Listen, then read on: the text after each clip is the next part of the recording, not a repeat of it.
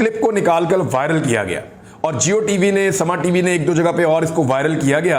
पहले से निकाल कर रखा हुआ था, इनको आइडिया था कि आज अली अमीन गंडापुर को गिरफ्तार किया जाएगा और गिरफ्तारी के बाद हमने ये वाला जो एक क्लिप है इसको निकाल के जो ऑडियो का है उसको हमने वायरल करना है। तो वो फौरी तौर पे वायरल किया गया कि जी ये वाला मामला है, इस वजह से गिरफ्तारी हो रही है, वैसा हो रहा है, ऐसा हो रहा है। एक्चुअली तो ये जंगल का कानून ही है, एक आदमी के पास जमानत मौजूद है और अदालत गिरफ्तारी से रोक रही है, उसके बावजूद गिरफ्तार करने वाला ये कहता है कि ऊपर से ऑर्डर है और ये भी नहीं बताता कि ऑर्डर किसने दिए हैं और कितना ऊपर से ऑर्डर है, तो ये चीजें वो नहीं बताता। बहरहाल अली अमीन गंडापुर की गिरफ्तारी से ये सोचा जा रहा है कि शायद इससे इमरान खान की सपोर्ट कम होगी या उनकी हिफाजत करने के लिए जो लोग आते हैं या उनकी सिक्योरिटी के मामला जो हैं उनमें रखना पड़ेगा। मुझे नहीं लगता ऐसा होगा, ये पाकिस्तान की अवाम का मामला है कि अवाम ने इमरान खान को लीडर के तौर पर फिलहाल कबूल किया हुआ है और वो उन्हें वोट भी डालना चाहते हैं, उनको सपोर्ट भी करते हैं, उनकी हिफाजत के लिए भी आते हैं। तो इसमें बंदे गिरफ्तार करने से मुझे नहीं लगता कोई फर्क पड़ेगा। फजलुर रहमान साहब का बहरहाल काफी नुकसान कर दिया आज। अली अमीन गंडापुर अगर गिरफ्तार ना होते तो फजलुर रहमान साहब की सियासत डेरा इस्माइल खान में बची रहती, लेकिन अली अमीन गंडापुर की गिरफ्तारी से फजलुर रहमान साहब की मकबूलियत कम होगी डेरा इस्माइल खान में और अली अमीन गंडापुर की मकबूलियत में इजाफा होगा। वो पहले ही फजलुर रहमान को कई मरतबा शिकस्त दे चुके हैं, तो इस मरतबा फजलुर रहमान साहब की सियासत को पूरी तरह से तबाह कर दिया है। एक बहरान जिसका मुझे आपको बताना था, आटे और बिजली का एक बहुत बड़ा क्राइसिस आ रहा है। फ्यूल प्राइसेस पाकिस्तान में बहुत ज़्यादा बढ़ गई हैं और बिजली की कीमतें गुज़िश्ता एक साल में जब से इंपोर्टेड हुकूमत आई है इन्होंने कहा था कि हम आधी कर देंगे, आधी करने की बजाय इन्होंने दुगनी कर दी हैं बिजली की कीमतें।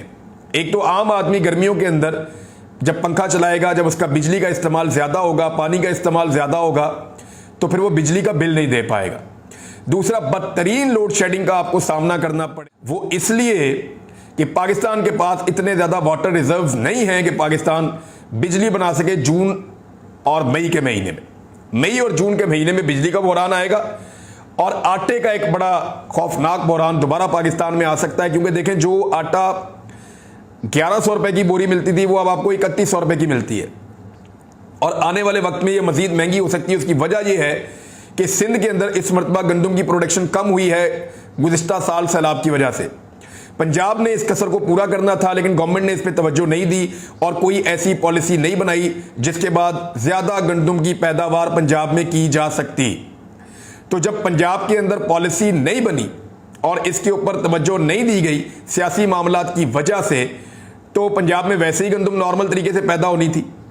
अब यहां पे यालाबारी हुई है, बारिशें हुई हैं खड़ी फसलों के ऊपर और इस मौसम के अंदर यालाबारी, बारिशें, धूप ना निकलना, इस चीज का मतलब जो है वो तमाम किसान भाई समझते हैं।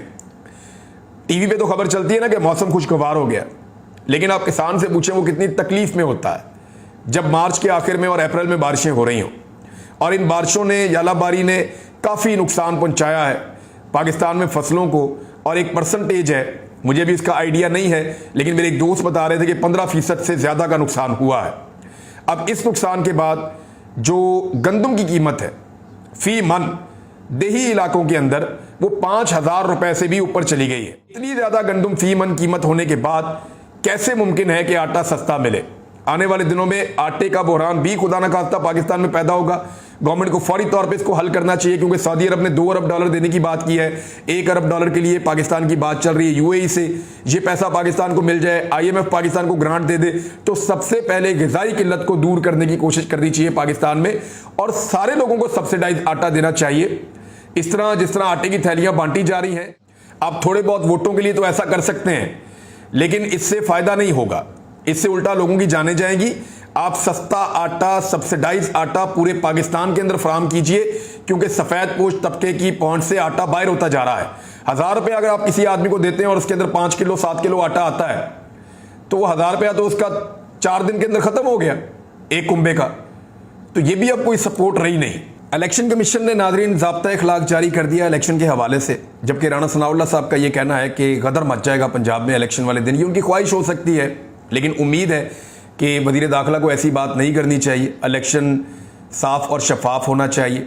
इंडिया के अंदर इलेक्शन फेजेस के अंदर होता है, दुनिया के कई मुल्कों में फेजेस में इलेक्शन होता है। पाकिस्तान की 22 करोड़ की आबादी है, 23 करोड़ की आबादी है। अगर यहाँ पे भी फेजेस में इलेक्शन हो तो कोई प्रॉब्लम होनी नहीं चाहिए। लेकिन इलेक्शन जरूर होना चाहिए। एक खबर मैं आपको जाते जाते दे दूं कि इसहाक डार साहब ने कहा है कि जितने लोग दरखास्तें जमा करवाएंगे हज के लिए, उन तमाम को हज पे भेजा जाएगा। वजह यह नहीं है कि गवर्नमेंट कोई बहुत अच्छी पॉलिसी लेकर आई है, हज को इतना महंगा कर दिया है और पाकिस्तान में महंगाई इतनी ज़्यादा बढ़ गई है कि हुकूमत के पास 90,000 का कोटा है और दरखास्तें ही मौसूल नहीं हुई। हज़ारों दरखास्तें अभी तक कम मौसूल हुई हैं, वो 72,000 कह रहे हैं कि दरखास्तें मौसूल हुई हैं। तो अभी भी अगर मज़ीद लोग अपनी दरखास्तें जमा कराएंगे तो वो भी हज पे जा सकते हैं। ऐसा पाकिस्तान की तारीख में पहली मरतबा हुआ है और ये भी इम्पोर्टेड हुकूमत का एक कारनामा है। अब तक के लिए इतने ही, अपना ख्याल रखिएगा, अपने इस चैनल का भी। अल्लाह हाफ़िज़।